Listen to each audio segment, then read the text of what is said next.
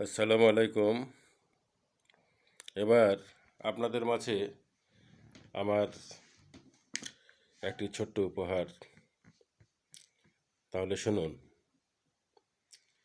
কত আশা ছিল মনে, কত আশা ছিল,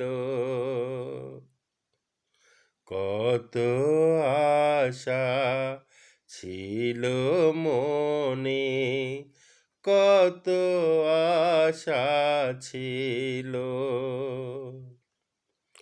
ভাবি শুধু এমন যে, ভাবি শুধু এমন যে, কি কি পেল।